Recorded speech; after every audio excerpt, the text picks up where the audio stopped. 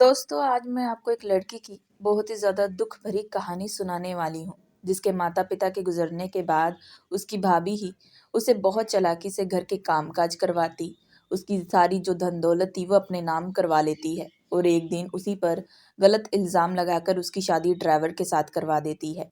लेकिन जिसे वो सोचती थी कि वो मामूली सा ड्राइवर है, लेकिन वो मामूली सा ड्राइवर नहीं था, बल्कि इस कहानी के पीछे एक बहुत बड़ा रहस्य छिपा है, जिसे जानने के लिए आपको इस कहानी को पूरा सुनना पड़ेगा। तो शुरू करते हैं आज की कहानी।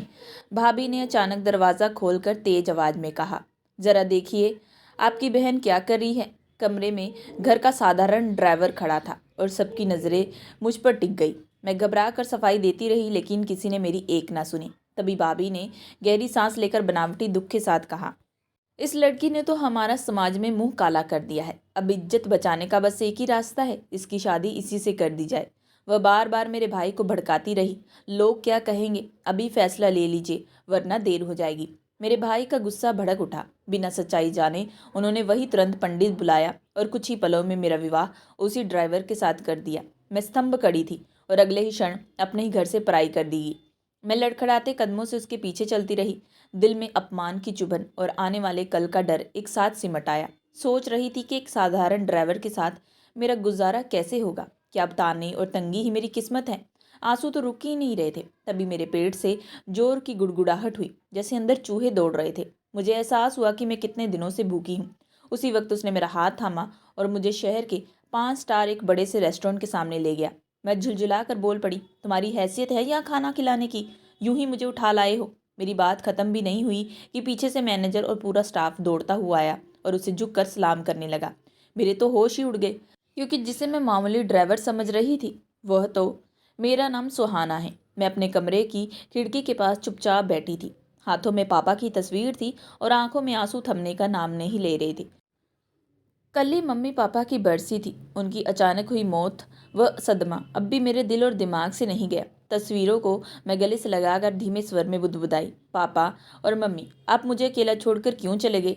यहाँ मेरा कोई भी नहीं है। जब से वो दोनों इस दुनिया से गए थे, भाभी ने घर का सारा काम मेरे सिर पर डाल दिया। सुबह से रात तक बस काम ही काम। मेरी तबीयत भी अक्सर खराब रहती, पर किसी को फर्क ना पड़ता।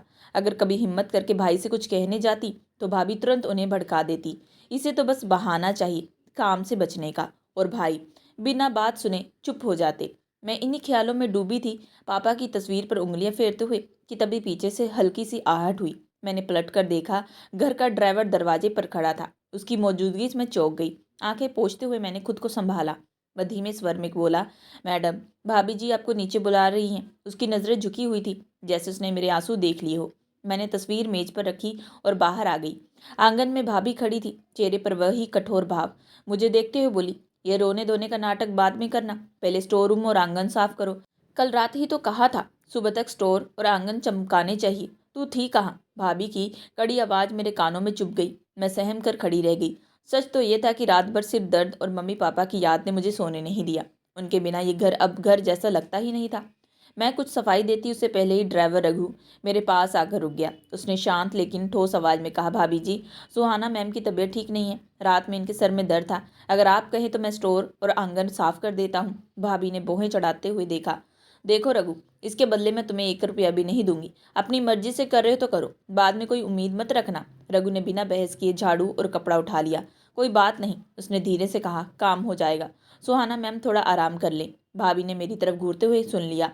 न जा, कमरे में बैठ, लेकिन शाम की चाय तू ही बनाएगी। ये मत समझना कि काम से छुट्टी मिल गई है। मैं चुपचाप मुड़ गई। दरवाजे पर पहुंचकर एक बार पीछे देखा। रघु पूरी लगन से आंगन साफ कर रहा था। उसके बोलने का ढंग और व्यवहार किसी साधारण ड्राइवर जैसा नहीं था। मम्मी पापा के जाने के बाद भाभी के ताने और काम ही मेरी किस्मत बन गए थे। पर उस पल मुझे बहुत बस इतना सुकून था कि कुछ देर के लिए ही सही सांस लेने का तो मौका मिल गया। मैं कमरे में आकर चुपचाप बिस्तर पर लेट गई। सिर भारी था और दिल उससे भी ज्यादा। अभी आंख लगी भी नहीं थी कि अचानक दरवाजा जोर से खुला। भाभी अंदर आई और मेरी ओढ़ी हुई चादर खींचकर जमीन पर फेंक दी। तमतमाते हुए बोली, वाह महारानी, अपने आशिक को सारा काम थमा दिया और खुद आराम फरमाने चली आई। मैं हड़बड़ा कर उठ बैठी। भाभी, ये आप क्या कह रही हैं? मेरी आवाज़ काँप रही थी। वो मेरे करीब आकर फुसफुसाई, मैं सब समझती हूँ।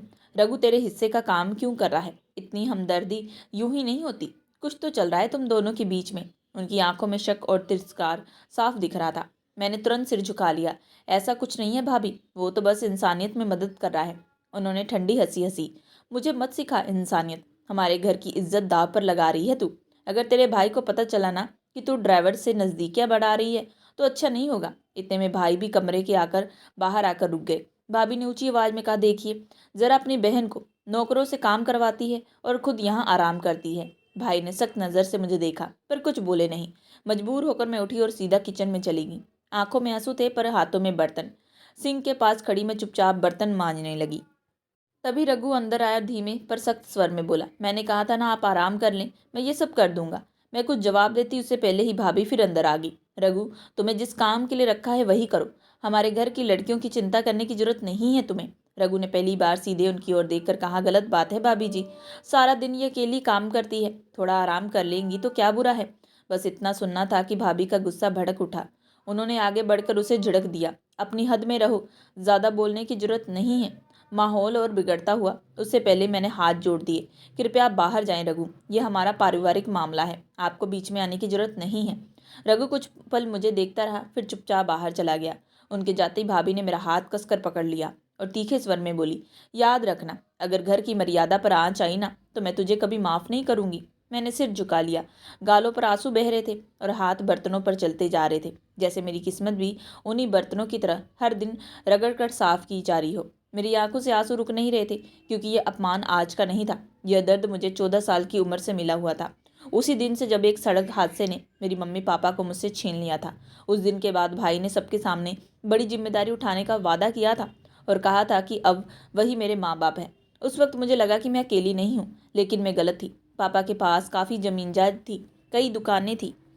बचपन में ही उन्होंने कुछ हिस्सा मेरे नाम पर भी कर दिया था, पर मम्मी पापा के जाने के बाद भाभी ने बड़ी ही सफाई से सब कागज अपने कब्जे में ले लिए। उन्होंने समझाया कि तू अभी नाबालिग है, सब कुछ संभाल कर रखना जरूरी है, जब बड़ी हो जाएगी तो तेरे सारे नाम कर दिया जाएगा। उस समय मासूम थी, भरोसा कर लिया। साल बीतते गए, मैं बड़ी होती गई, लेकिन मेरे नाम पर कुछ भी वापस नहीं आया। उल्टा इस घर में मेरी हैसियत एक बेटी की नहीं बल्कि एक नौकरानी की रह गई। सुबह से रात तक काम, ताने और शक, बस यही मेरी दुनिया बन गई थी। और आज जब रघु ने सिर्फ इंसानियत में मेरी मदद की तो उसी को मेरे चरित्र पर दाग बना दिया गया। बर्तन मांजते मांजते मुझे पूरा 1 घंटा अब बीत चुका था। कल शाम भाभी के मायके वाले आए थे, इसलिए रसोई में बर्तनों का ढेर लगा हुआ था। हाथ पानी में भीग भीग कर सुन्न हो चुके थे और कमर जैसे टूटने लगी थी। किसी तरह सब समेट कर जब मैं थकी हुई अपने कमरे में पहुंची तो नज़र साइड टेबल पर रखी एक प्लेट पर पड़ी। उसमें थोड़ा सा खाना रखा हुआ था और साथ में दवा की गोली थी। मैं ठिठक गई, क्योंकि किचन में तो कोई आया ही नहीं था। फिर ये यहाँ किसने रखा? अगले ही पल मैंने रघु का नाम सोचा, वही होगा, और कौन मेरी हालत समझता इस घर में। एक पल को मन हुआ कि खाना ना खाऊं। जिस तरह की जिंदगी में जी रही थी, कई बार लगता था जीने से आसान मर जाना है, लेकिन फिर खुद को समझाया खाना बर्बाद करना गुनाह है, यह भी मुझे कितनी मुश्किल से नसीब होता है। अगर एक बार मना कर दूं तो भाभी दोबारा पूछती भी नहीं थी, चाहे वही खाना बच्चों को दे दे। मैंने चुपचाप वह खाना खा लिया। पानी से दवा निकली और बिस्तर पर लेट गई। सिर अब भारी था पर शरीर की थकान ज्यादा थी। कब आंख लग गई पता ना चला। सुबह अचानक शोर से मेरी नींद खुली। भाई की ऊंची आवाज आंगन में गूंज रही थी। मैं घबरा कर बाहर आई और देखा तो भाई ने रघु को कॉलर से पकड़ा हुआ था और गुस्से में उसे धक्का दे रहे थे। रघु जमीन पर गिर पड़ा। मेरा दिल धक से रह गया। भाभी पास ही खड़ी थी पर रोकने के बजाय बोली, अब गुस्सा करके क्या होगा, अपने घर की इज्जत पर खुद ही आंच आए तो दूसरों को दोष देने से क्या फायदा। उनके शब्दों में ताना भी था और इशारा भी। भाई ने मेरी तरफ देखा और गर्ज कर बोले, नीचे आ, मुझे सब पता है क्या चल रहा है। मेरे पैरों तले जमीन खिसक गई। मैं समझ में नहीं पा रही थी किस बात पर किस तरह मोड़ी जा रही है। घबराकर मैं अपने कमरे में लौट आई और दरवाज़ा अंदर से बंद कर लिया। दिल इतनी जोर से धड़क रहा था जैसे बाहर आ जाएगा। कुछ ही पलों में दरवाजे पर जोर जोर से पीटने की आवाज़ आने लगी। दरवाज़ा खोलो, भाई की आवाज़ गूंजी। मैं रोते हुए बोली, मैंने कुछ नहीं किया, आप गलत समझ रहे हैं। भाभी की तीखी आवाज़ भी आई, नाटक मत कर, हमें सब दिखाई देता है। धक्के और तेज होने लगे। लगा सच में दरवाज़ा टूट जाएगा। कांपते हाथों से मैंने कुंडी पकड़ी और आंसुओं में भीगी आवाज़ में कहा, रुकिए मैं खोल रही हूँ। दरवाज़ा खुलते ही भाई अंदर आए। उन्होंने मुझे सफाई देने का मौका भी ना दिया और एक जोरदार थप्पड़ मेरे गाल पर जड़ दिया। मैं लड़खड़ा गई। मेरे ही घर में मेरे खिलाफ चालें चल रही है। वे गुस्से में बोले, तुझे लगता है मुझे कुछ पता नहीं चलता? मैं सिसकते हुए बस यही कह पाई, भाई मेरी गलती तो बता दीजिए। पर उस पल किसी को मेरी बात सुननी ही नहीं थी। भाई ने मेरा हाथ कसकर पकड़ लिया और गुस्से से बोले, माँ पापा के जाने के बाद मैंने तेरी जिम्मेदारी उठाई थी। सोचा था तुझे बेटी की तरह रखूंगा, लेकिन तू है कि मेरी नाक कटवाने पर तुली हुई है। यही सिखाया था उन्होंने। मैं सिहर गई। आखिर मैंने क्या किया? मेरी आवाज़ काँप रही थी। तभी पीछे से भाभी तेज तेज कदमों से आती हुई बोली, अब भी नहीं समझ रही? आपकी बहन उस ड्राइवर रघु के साथ चक्कर चला रही है। दिन रात उसी की हमदर्दी, उसी की पैरवी। ये यूं ही सब नहीं होता। मैंने तुरंत इनकार किया, ऐसा कुछ नहीं है भाभी, वो बस इंसानियत में मदद करता है। भाई ने झटके से मेरा हाथ छोड़ दिया। हमें बेवकूफ़ मत बना। तेरे हिस्से के काम करता है, रात को तेरे कमरे में खाना रखाता है, तेरी हर छोटी बड़ी बात का ख्याल रखता है, और तू कहती है कि कुछ नहीं। कोई यूं ही किसी की इतनी परवाह नहीं करता। तुम दोनों छुप छुप कर मिलते भी हो, मुझे सब पता है। मेरे पास शब्द नहीं थे। जितना समझाने की कोशिश करती उतना ही शक गहरा हो जाता। भाभी बीच बीच में आग में घी डालती रही। आज नहीं रोका तो कल लोग उंगलियां उठाएंगे। हमारी बेटी भी बड़ी हो रही है, घर की मर्यादा भी कोई चीज़ होती है। मैं रोते हुए बस इतना कह पाई, भाई आप मुझ पर भरोसा तो कीजिए। लेकिन किसी ने विश्वास न किया। भाई ने सख्त आवाज़ में कहा, अब तेरे लिए मैं जल्दी इंतज़ाम करूंगा, जितनी जल्दी हो सके तेरी शादी कर दूंगा, इससे पहले कि तू मेरी इज्जत मिट्टी में मिला दे। इतना कहकर वह गुस्से से कमरे से बाहर चले गए। मैं वहीं फर्श पर बैठ गई। ऐसा लग रहा था जैसे मेरे पैरों तले जमीन ही ना बची हो। अपने ही घर में मेरी बात सुनने वाला कोई नहीं था। कुछ ही देर बाद भाभी की बेटी कमरे में आई। उसने मुझे आंसू पोंछते देखा तो तिरस्कार से बोली, मम्मी ने कहा है नीचे आकर दोपहर का खाना बनाओ। यहाँ बैठकर रोने से कुछ नहीं होगा। ये तुम्हारे बाप का घर नहीं है। उसकी बात तीर की तरह लगी, पर मैं चुप रही। नीचे गई तो ड्राइंग रूम में भाई और भाभी धीमी आवाज़ में बातें कर रहे थे। उनकी बेटी मोबाइल में लगी थी। रघु कहीं दिखाई नहीं दे रहा था। किचन में कदम रखा तो देखा वह चुपचाप कोने में सब्जियां काट रहा था, जैसे कुछ हुआ ही ना हो। उसके चेहरे पर थकान थी, पर नजरें झुकी हुई थी। मैंने नजरें फेर ली और खाना बनाने लगी। मन में डर था, अब आगे क्या होगा। भाई की बात साफ थी, वो मेरा बंदोबस्त करने वाले थे, और मुझे आभास हो रहा था कि आज की शाम इस घर में किसी नए फैसले की आहट लेकर आने वाली है। शायद मेरे जीवन का अगला मोड़। मैं चुपचाप किचन में खड़ी सब्जियां काट रही थी। मन पहले से भारी था, पर हाथ अपने आप काम में लगे थे। तभी भाभी तेज कदमों से अंदर आई और बोली, आज खाने में सब कुछ बढ़िया बनाना। पनीर, मलाई कोफ्ता, दाल मखनी, मीठे में खीर, कोई कमी नहीं रहनी चाहिए। आखिर आज मेरी बेटी को लड़के वाले देखने आ रहे हैं। मैंने हल्का सा सिर हिलाया, ठीक है भाभी। इतने में पीछे से उनकी बेटी सजे सवरे अंदाज में किचन के दरवाजे पर आकर खड़ी हुई। होठों पर मुस्कान थी और आवाज़ में हुक्म, माए से बोल देना ज़्यादा मिर्च मत डाले खाने में, वरुण को बहुत तीखा पसंद नहीं। वरुण नाम सुनते मेरे हाथ रुक गए। चाकू हवा में ही थम गया। दिल जैसे एक पल को धड़कना भूल गया। वही वरुण जिसे मैं मन ही मन बरसों से चाहती थी, जिसे कभी अपनी भावनाएं बता न सकी। हालात ऐसे थे कि अपने दिल की बात कहना तो दूर, उसके सामने खुलकर मुस्कुरा भी नहीं पाती थी। अब समझ में आया, भाभी अपनी ही बेटी की शादी वरुण से तय करने वाली है। मुझे लगा जैसे किसी ने अंदर ही अंदर सब कुछ तोड़ दिया हो। चेहरा सीधा रहकर मैंने फिर से सब्जी काटनी शुरू की, ताकि कोई मेरी आंखों में उमड़े आंसू ना देख सके। भाभी हिदायतें देती रही, सजावट ठीक से करना, बर्तन चमकने चाहिए, और हाँ, खुद सामने मत आना जब तक बुलाया न जाए, जरूरत पड़े तो ही आना। उनकी बेटी ने आईने में खुद को निहारते हुए मुस्कुराकर कहा, वैसे भी इसे कौन देखेगा, और दोनों हंसते हुए बाहर चलेगी। मैं कुछ यूं ही खड़ी रह गई। किचन की दीवारें धुंधली लगने लगी। आंखों में आंसू गिरकर सब्जियों पर टपकने लगे। मैंने जल्दी से पोंछ ली। आज पहली बार मुझे अपनी लाचारी का बोझ इतना भारी लगा। मेरे अपने माँ बाप नहीं रहे। भाई को बस अपनी इज्जत की चिंता, भाभी को अपने मतलब की, और मैं इस घर में सिर्फ काम करने वाली एक परछाई बनकर रह गई। मन हुआ जोर से रो, पूछो भगवान से, क्या मेरी किस्मत में यही लिखा है? कोई सपना मायने नहीं रखता? क्या मैं हमेशा दूसरों की खुशियों के लिए अपने ही दिल को यूं ही कुचलती रहूंगी? पर जवाब देने वाला कोई नहीं था। आंसू पोंछकर मैंने आटा गूंदना शुरू किया। हाथ बार बार कांप रहे थे, पर काम रुक नहीं सकता था। आज घर में जश्न की तैयारी थी और मेरे भीतर शोक का सन्नाटा। मैं आटे में पानी मिला रही थी, तभी रघु धीरे से मेरे पास आकर बोला, आप रहने दीजिए, मैं कर लेता हूँ। आप पहले बहुत थक चुकी हैं। उसे सामने देखकर न जाने क्यों मेरे भीतर जरा सारा गुस्सा फूट पड़ा। मैंने तीखे स्वर में कहा, तुम मुझसे दूर ही रहो। जो कुछ भी हो रहा है वह सब तुम्हारी वजह से हो रहा है। अगर तुम हर वक्त मेरे पीछे पीछे ना घूमते, तो मेरी मदद ना करते, तो आज मुझ पर कोई उंगली ना उठाता। मेरी बात सुनते उसका चेहरा एकदम उतर गया। आंखों में ठेस साफ दिखाई दे रही थी, पर उसने कुछ नहीं कहा, बस हल्का सा सिर झुकाया और चुपचाप रसोई से बाहर चला गया। मैं वहीं खड़ी रहेगी। दिल जानता था कि मैंने बहुत गलत कहा है। रघु ने तो हमेशा मेरा भला ही चाहा, मेरी तकलीफ समझी थी, बिना किसी स्वार्थ के मदद की। लेकिन कहीं ना कहीं उसकी ही वजह से घर में बातें बनने लगी थी, या शायद मैं ही हालात से भागने के लिए उसे दोष दे रही थी। हाथ काम कर रहे थे, पर दिमाग बार बार अतीक में अब भटक रहा था। काश उस वक्त मैंने वरुण को हाँ कर दी होती, जब उसने पहली बार हिम्मत करके अपने दिल की बात कही थी। वो अक्सर मुझसे अपने प्यार का इजहार करता, भविष्य के सपने दिखाता, लेकिन मैं कभी उसे गंभीरता से नहीं लिया। मैं हमेशा सोचती थी कि प्यार व्यार मेरे बस की बात नहीं। जब शादी का समय आएगा तब भाई से बात कर लूंगी।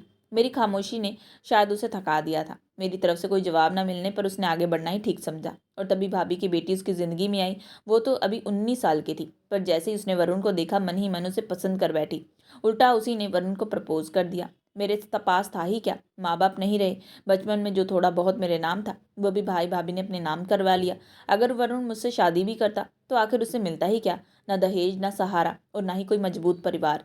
शायद उसने व्यवहारिक सोचकर फैसला लिया। ये सोचकर मेरे भीतर एक टीस उठी, गलती किसकी थी, वरुण की, भाभी की या फिर मेरी अपनी। आंखों में आंसू गिरते रहे और चुपचाप मैं रोटियां बेलती रही। बाहर घर में मेहमानों के स्वागत की तैयारियां चल रही थी और भीतर मेरा दिल धीरे धीरे खाली होता जा रहा था। करीब 2 घंटे की भागदौड़ के बाद मैंने सारे पकवान तैयार कर दिए। आखिरी बार नमक मिर्च देकर जैसे ही थाली सजाने लगी तो भाभी रसोई में आई और सख्त आवाज में बोली, अब तुम सीधे अपने कमरे में जाओ, जब तक मैं ना बुलाऊं बाहर मत निकलना। उनकी आंखों में डर साफ था। डर कि कहीं मैं वरुण के सामने ना आ जाऊं। वे अच्छी तरह जानती थी कि वरुण कभी मुझे पसंद करता था। शायद उन्हें अभी भी शक था कि अगर हम सामने आ गए तो पुरानी बातें फिर आ जाएंगी। मेरा मन बुरी तरह तड़प रहा था। बस एक बार उसे देख लेने की चाह थी, यह जानने की कि उसकी आंखों में मेरे लिए अभी भी कुछ है भी या नहीं। लेकिन मैं मजबूर थी। चुपचाप अपने कमरे में आकर दरवाज़ा बंद कर लिया। नीचे से हंसी मजाक की आवाज़ें आने लगी, मेहमानों की चहल पहल, बर्तनों की खनखनाहट, बनावटी स्वागत की मीठी आवाज़ें। मैं बिस्तर पर बैठी सोचती रही, दिन भर मैं भटकती हूँ, खटती हूँ, पर लोगों के सामने भाभी यही कहती हैं कि बैठे बैठे मैं रोटियां तोड़ती हूँ। कभी किसी ने मेरा पक्ष नहीं सुना। सोचते सोचते अब मेरी कब आंख लग गई पता न चला। अचानक तेज आवाज से मेरी नींद खुली। कमरे में कई लोगों की मौजूदगी का एहसास हुआ। मैंने धीरे धीरे आंखें खोली तो देखा भाई भाभी, उनकी बेटी, कुछ रिश्तेदार और वरुण भी। सबकी नजरें मुझ पर टिकी थी। मैं घबरा कर उठी। तभी भाभी ने ऊंची आवाज में कहा, देखा आप सबने, मेरे पति ने इसे पाल पोस कर बड़ा किया और ये लड़की घर के ड्राइवर के साथ आशिकी कर रही है। उनके इशारे की दिशा में मैंने देखा रघु स्टूल पर चढ़ा पंखा ठीक कर रहा था। शायद नीचे हॉल में बिजली का फ्यूज उड़ा था, इसलिए उसे ऊपर बुलाया गया था। पर भाभी ने जैसे उसी पल को हथियार बना लिया। मैं कुछ समझ नहीं पाई। ये क्या कह रही हैं आप? मेरे मुंह से बस इतना निकला। तभी भाई गुस्से में मेरे कमरे में घुसे। तूने सबके सामने मेरी इज्जत मिट्टी में मिला दी। लड़के वाले घर पर हैं और तू। उनकी आवाज़ काँप रही थी, गुस्से से या अपमान के डर से, समझ में नहीं आया। भाभी ने उकसाया। हम सब नीचे मेहमानों के साथ ही और ये ऊपर कमरे में बंद थी। कौन जाने कब से क्या चल रहा था। आज मौका मिला तो अपने आशिक को ऊपर बुला लिया।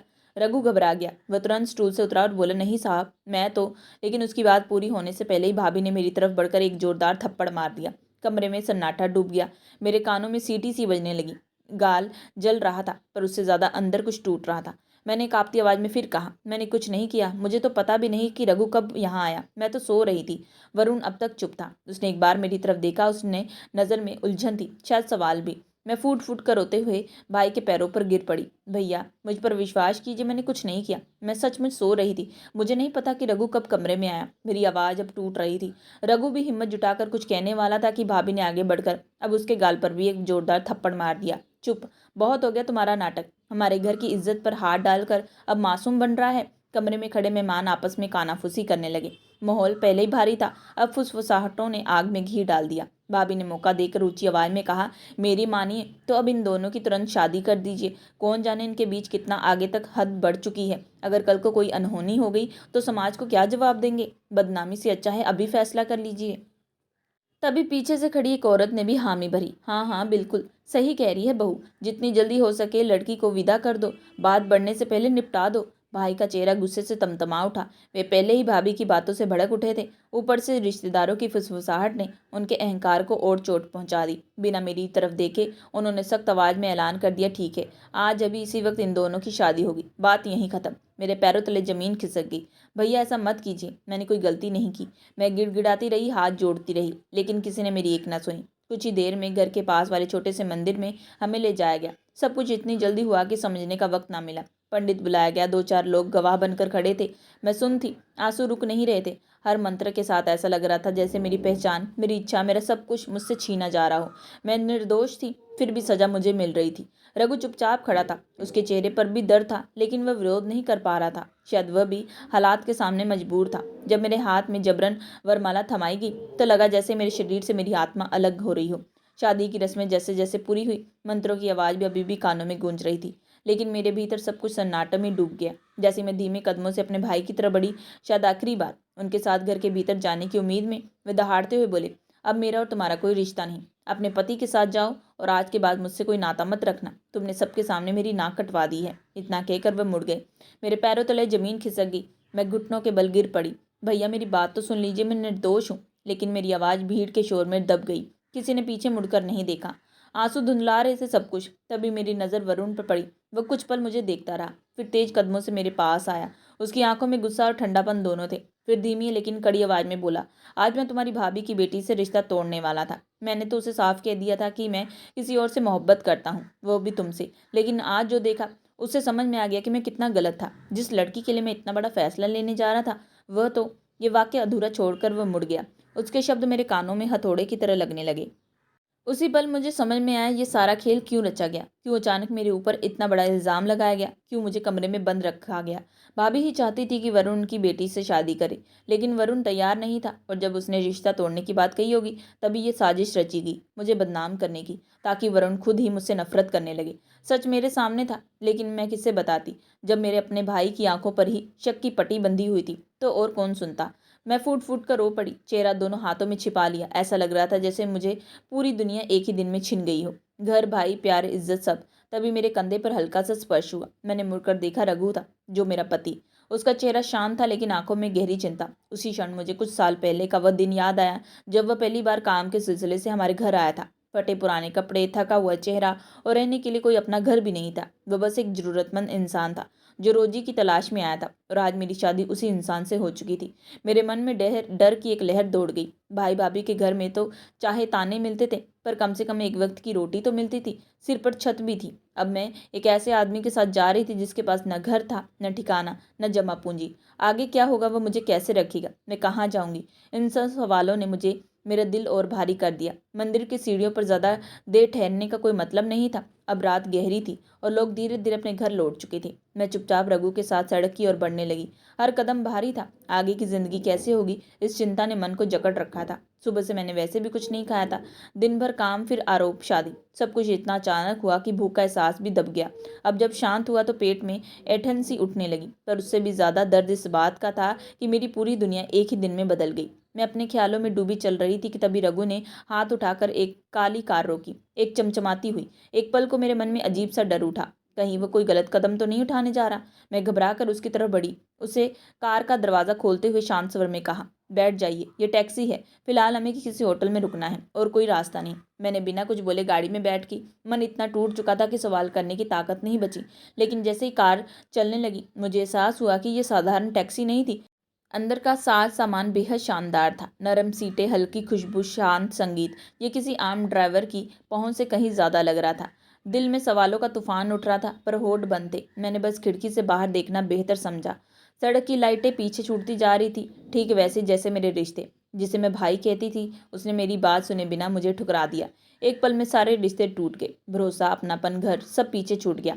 आंखों में आंसू बार बार गिर रहे थे और मैं उन्हें पोंछ भी नहीं रही थी। अब छुपाने को बचा ही क्या था। तभी मैंने महसूस किया कि कार किसी बड़े होटल के सामने रुकी है। मैं चौंक कर रघु की ओर देखने लगी। उसके चेहरे पर वैसी ही शांति जैसे मंदिर में थी, न घबराहट न हड़बड़ी। जैसे ही कार रुकी मैंने ऊपर नजर होटल का नाम पड़ा। वह शहर का मशहूर 5 तारा होटल था। चमचमाती इमारत, कांच की ऊंची दीवारें, दरवाजे पर खड़े यूनिफॉर्म पहने दरबान। यह सब देखकर मेरे भीतर घबराहट के साथ गुस्सा भी उमड़ पड़ा। गाड़ी से उतरते ही मैंने रघु की तरफ तेज नजरों से देखा और दबे लेकिन तीखे स्वर में कहा, तुम्हें अंदाजा भी है हम कहाँ आए हैं? हमारी औकात नहीं है यहाँ ठहरने की, चलो यहाँ से चलते हैं। मैं मुड़कर जाने ही वाली थी कि उसने धीरे से मेरा हाथ थाम लिया। उसकी पकड़ मजबूत थी, पर उसमें जबरदस्ती नहीं थी। वह शांत आवाज में बोला, मुझ पर भरोसा करो, सब ठीक होगा। उसकी आवाज़ में एक अजीब सा आत्मविश्वास था। मैं कुछ समझ पाती उससे पहले ही वह मुझे साथ लेकर होटल के मुख्य दरवाजे की ओर बढ़ गया। जैसे ही हम अंदर पहुंचे, होटल का मैनेजर और कुछ स्टाफ मुस्कुराते हुए आ गए। उन्होंने हमें फूलों का गुलदस्ता थमाया और कहा, कंग्रेचुलेशन सर, मैम। मैं स्तंभ रह गई, ये सब क्या हो रहा है? एक मामूली ड्राइवर को इतना सम्मान। मेरे कदम जैसे जमीन पर पड़ गए। दिल की धड़कन तेज हो गई। कहीं मैं सपना तो नहीं देख रही? मैंने हल्के से खुद को चोटी काटी। दर्द हुआ, मतलब ये सच था। मैंने रघु की ओर देखा। उसका चेहरा अब भी वैसा नहीं था जैसे घर में होता, झुका हुआ, संकोच, चुप। यहाँ वह बिल्कुल अलग दिख रहा था, सीधा, आत्मविश्वासी, सहज। उसकी चाल में झिझक नहीं थी। हमें एक खूबसूरत टेबल तक ले जाया गया। बैठते ही उसने मेन्यू उठाया और धारा प्रवाह अंग्रेजी में पढ़ने लगा, एक एक डिश का नाम साफ उच्चारण के साथ। मैं भीतर तक हिल गई। क्या ये वही रघु था जिसे सब अनपढ़ गवार ड्राइवर कहते थे, जिसे मैंने कभी भी गहराई से समझने की कोशिश नहीं की? मेरे मन में सवालों का सैलाब उमड़ पड़ा। ये आदमी आखिर है कौन? मेरा सिर सचमुच फटने लगा था। समझ में नहीं आ रहा था कि जो कुछ हो रहा है वो सपना है या हकीकत। आखिरकार मैंने हिम्मत जुटाई और सीधे उससे पूछ लिया, तुम हो कौन और ये सब क्या है? ये लोग तुम्हें इतना सम्मान क्यों दे रहे हैं? मैं एक के बाद एक सवाल किए जा रही थी। क्या ये तुम्हारा होटल है, या तुम्हारे मम्मी पापा का, या किसी रिश्तेदार का, या फिर दोस्त का? आखिर सच क्या है? वह मुझे ध्यान से देखता रहा, फिर शांत स्वर में बोला, तुम्हें भूख लगी है? पहले खाना खा लेते हैं, फिर आराम से बात करेंगे।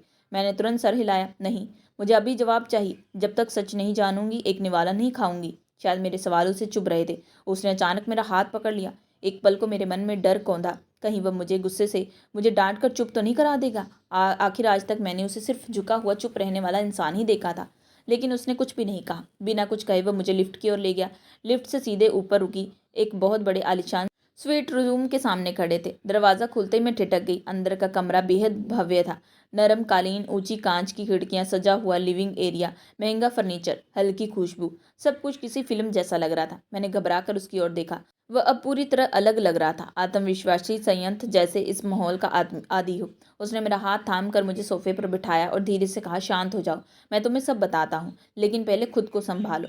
सोफे पर बैठी मैं अब भी सिसक रही थी। तब उसने धीमे स्वर में कहा, मैं तुमसे 1.5 साल पहले ही मिल चुका था, हालांकि तुम मुझे नहीं जानती थी। मैंने हैरानी से उसकी ओर देखा। वह आगे बोला, मैं अपनी दादी के साथ मंदिर गया था, वहीं पहली बार तुम्हें देखा था। तुम पूजा कर रही थी, बिल्कुल शांत सादगी से। उस दिन तुम्हें दिल दे बैठा था। मेरे भीतर कुछ हल्का सा कांपा। अगर आप मुझे पसंद करते थे तो बताया क्यों नहीं? मैंने पूछा। वह हल्का सा मुस्कुराया, फिर गंभीर हो गया। जब मैंने तुम्हारे बारे में पता करवाया तो मालूम चला कि तुम्हारी भाभी बहुत लालची है। तुम्हारे माता पिता के जाने के बाद जो कुछ तुम्हारा था वह सब उन्होंने अपने नाम करवा लिया, और तुम अपने ही घर में एक नौकरानी की तरह रहती हो। मुझे समझ में आ गया था कि अगर मैं सीधा रिश्ता लेकर जाता तो वह कभी ये शादी ना होने देती, बल्कि अपनी बेटी के लिए ही कोई चाल चल देती। मैं स्तंभ होकर सुनती रही। इसलिए वह बोला, मैंने एक साधारण ड्राइवर बनकर तुम्हारे घर में काम शुरू किया। सोचा धीरे धीरे तुम्हारा भरोसा जीतूंगा, तुम्हें समझूंगा और सही समय पर तुम्हें उस माहौल से निकाल लूंगा। मुझे ये अंदाज़ा नहीं था कि तुम्हारी भाभी इतनी दूर तक चली जाएगी और हम पर ही एक ऐसा झूठा इल्ज़ाम लगा दे देगी। मेरी आंखों से आंसू बह निकले। मतलब आपने सिर्फ मेरी वजह से इतना सब सहा? भैया की डांट, भाभी के ताने, सब? उसने बिना झिझक कहा, हाँ, क्योंकि मैं तुमसे सच्चा प्यार करता था और मैं चाहता था कि तुमसे इज्जत से शादी करूं, तुम्हें सिर उठाकर अपने घर ले आऊं। लेकिन जो हुआ ये मेरी योजना का हिस्सा नहीं था। उसकी बात सुनते मेरे भीतर का बोझ जैसे टूट कर बह गया। मैं रोते हुए भगवान का शुक्र अदा करने लगी। भाभी ने ये सोचकर मेरी शादी उससे करवाई थी कि मेरी ज़िंदगी बर्बाद हो जाएगी, लेकिन उन्होंने अनजाने में मेरे लिए सबसे बड़ा वरदान चुन लिया था। कुछ ही देर बाद वह मुझे अपने असली घर ले गया। शहर के पोश इलाके में बना एक बड़ा सा बंगला। वहाँ सब कुछ व्यस्त था, सलीकेदार और भव्य था। मुझे विश्वास नहीं हो रहा था कि ये सब उसी रघु का है जिसे मैं एक मामूली सा ड्राइवर समझती रही। धीरे धीरे मेरी ज़िंदगी बदलने लगी। मुझे अब किसी के ताने नहीं सुनने पड़ते। घर में काम करने के लिए स्टाफ था। रघु ने मुझे कभी किसी बात की कमी महसूस नहीं होने दी। उसने मुझे एक नए होटल में प्रोजेक्ट में भी शामिल किया। मैं उसके साथ मिलकर काम सीखने लगी। समय बीतता गया और हमारी तरक्की भी बढ़ती गई। कुछ दिनों बाद भाई को भी सच्चाई पता चली। वे मुझसे मिलने आए। उनका चेहरा झुका हुआ था और हाथ जोड़कर उन्होंने माफ़ी मांगी। लेकिन इस बार मैं चुप नहीं रही। मैंने साफ शब्दों में कहा, माँ पापा के जाने के बाद मैंने आपको ही अपना सब कुछ माना था, लेकिन आपने कभी मुझ पर विश्वास नहीं किया। आपकी पत्नी जो कहती आई आप उसी पर चलते रहे। अब मेरा आपसे कोई रिश्ता नहीं। इतना कहकर मैंने दरवाज़ा बंद कर लिया। उस दिन पहली बार मुझे लगा मैंने सच में अपने लिए खड़ा रहना सीख लिया हो। ये कहानी सिखाती है कि सच्चा प्यार, धैर्य और आत्मसम्मान अंत में हर अन्याय पर जीत हासिल कर लेता है।